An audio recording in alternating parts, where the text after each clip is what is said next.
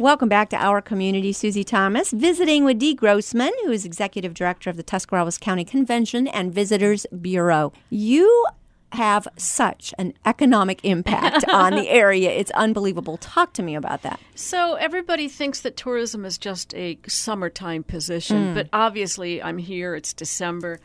We start our show schedule in January, about the second week of January. Golf shows. Okay, this is so weird because we have all of our golf shows in January and February. No one's thinking about golf, except they are. Yeah, golfers they are. The golfers are. We'll go up to the IX Center in Cleveland. We'll be in Pittsburgh, and we hand out lots and lots of literature, lots of playing cards from the golf courses.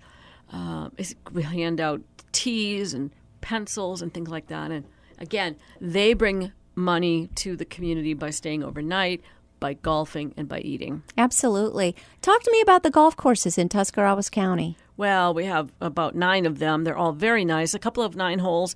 We've actually got 2 that are 45 holes. But most of them are the straight 18. They're challenging. The first one that you'll see is up in the Bolivar area, and then it goes all the way down into the Yerkesville-Denison area. So. There's so many natural rolling hills in the area. Oh, they're challenging courses. That's what I'm guessing. Yeah, they're not flat like you would get in the western side of the state. Yeah, they're very challenging. And you get a good workout if you're walking it.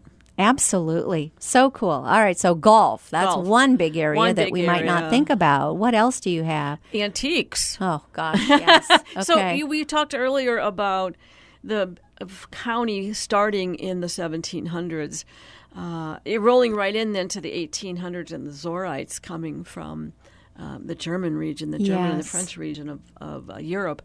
If you ever found a Zor antique, hang on to it because they're very valuable. Most of them have stayed with the family. Most of them have stayed in the Zor area. So antiques are very big. We have a whole directory on antiques, one-of-a-kind specialty shops. Yes, and again, you could just do a day doing that, going antiquing in Tuscarawas County, and you wouldn't get finished, right? That is correct. The problem is when the store knows that it's an antique store. I also love the Amish flea markets or some of those places where you find antiques, but they're not calling them antiques. Right. What's the difference? I like garage sales. Garage sales we are also have awesome. a complete list of garage sales in the summer. You're kidding. No, I'm not kidding. We have lists for just about everything. We have lists of restaurants that are open on Christmas, Easter, Thanksgiving. We have a list of garage sales because communities will have a Sugar Creek garage sales.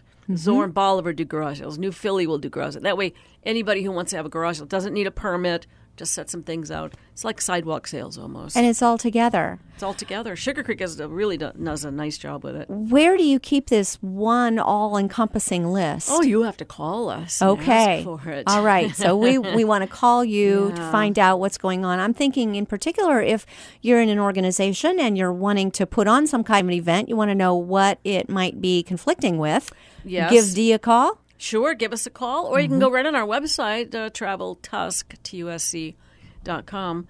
Traveltusk.com. Yeah. Okay.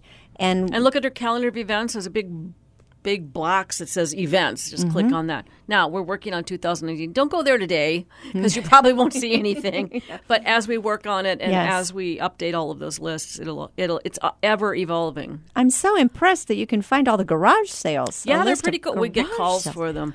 We get a lot of, I would say, weird calls, primarily because people oftentimes don't just know who to call. So they're like, oh, okay, well, you're my last hope, so we're calling you. The funniest calls we ever get are the people that say, yeah, we were in Amish country, and, well, we're looking for that one craft store. And I'm thinking, I know, and I'm thinking, okay, you're going to have to be a little more specific. Well, it was on top of a hill. Okay, that's not helping me. That's not helping well, me they either. sold. I'm like, that's not helping me.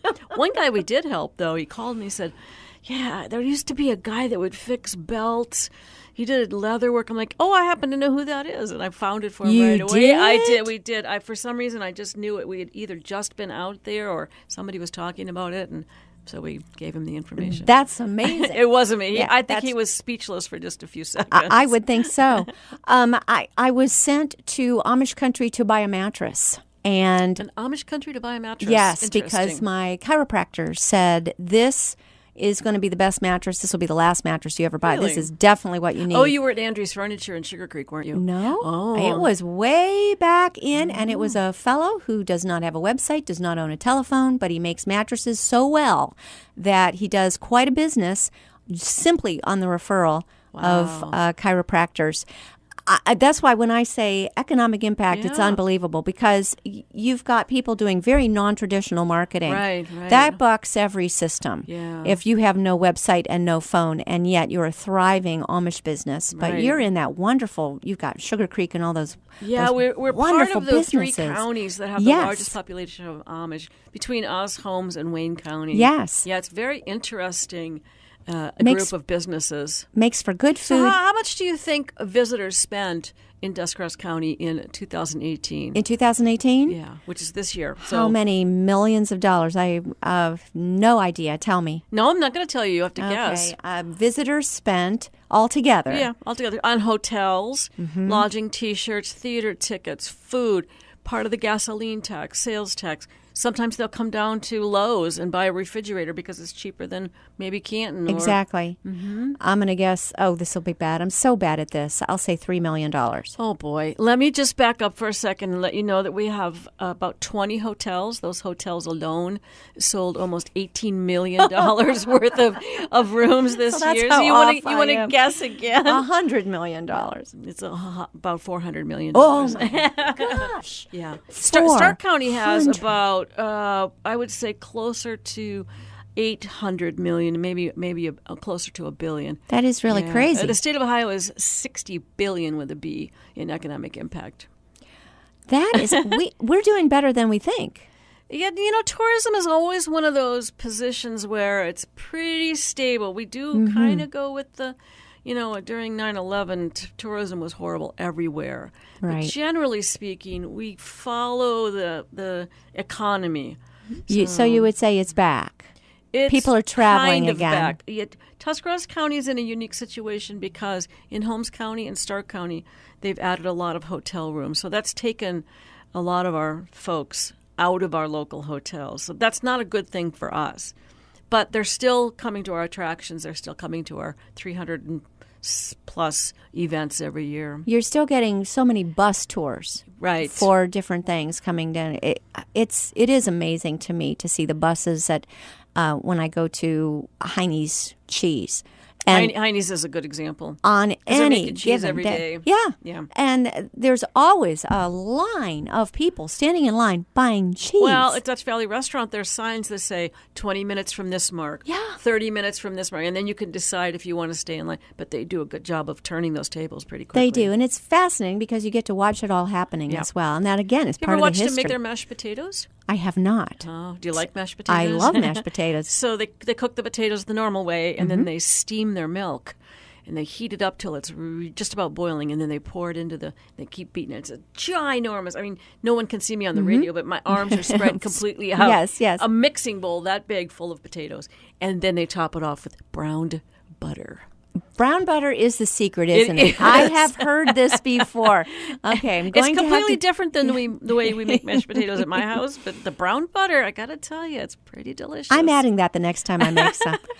They just pour it on the top. Right, just pour it on the top. Yeah, so if a bowl comes past you, scoop the brown butter off the top and keep it for yourself. Just a little hint. Pioneer Woman adds cream cheese there as well and mashes that in with the potatoes. But I'm going to try the boiling water and the cream cheese. It's milk. Boiling milk and cream cheese and brown butter on top.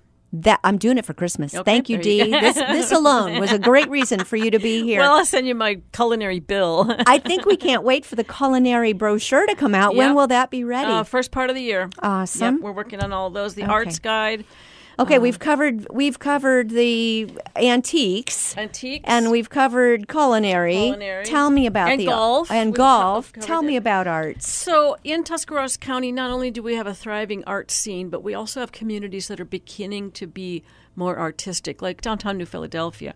We've got statues down there. We've got art on the alley. We've got things going on. There's murals painted on the backs of the buildings.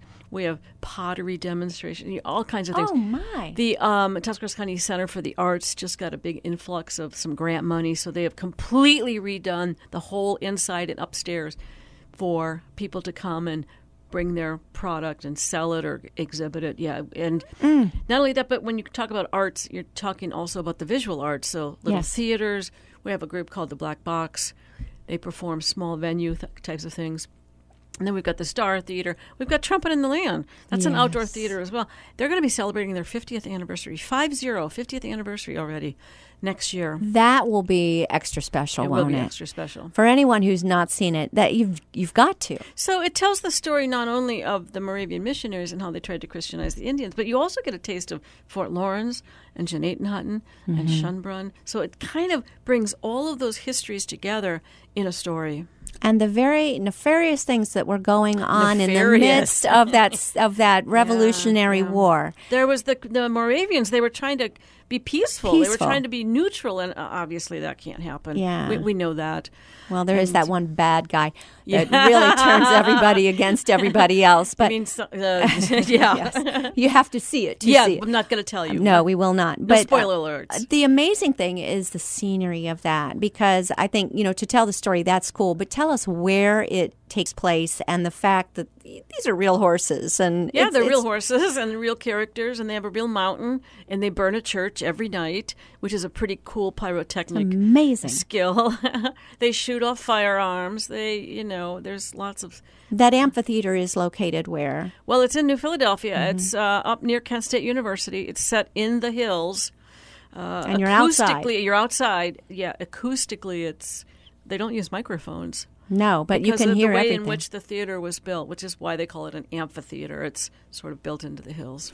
It's amazing. It's one of those other one-of-a-kind things. So do you by chance know some of the plays and so forth that are on tap for Ohio Star Theater? How do we find out what kind of programs they're going to be offering in 2019? So there's a couple of things you can do. You can call them directly, either the Star Theater or a Little Theater or the Performing Arts Center, or you can give us a call at 800-527-3387, or again, the website, traveltusk.com, and we would have all of those listed. Now, the Performing Arts Center, they'll be getting their list out pretty soon, but they're still in contract negotiations. But I think most of the other theaters have their calendar set. I know the Star Theater does.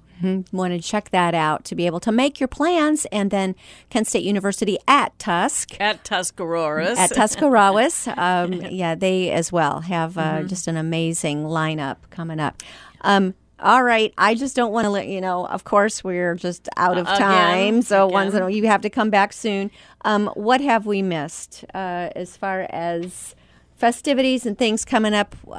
Let's just, in general, again, let's give phone numbers and websites so people can check out and see what's coming up. So in addition to our visitor's guide, which we're just about finished producing the 2019 already, again, busy time for us, we have all of our niche directories. We're also working on some video. You'll be able to see those. Those will correspond with the niche directories. Very cool. Updating the website, all kinds of cool stuff going on.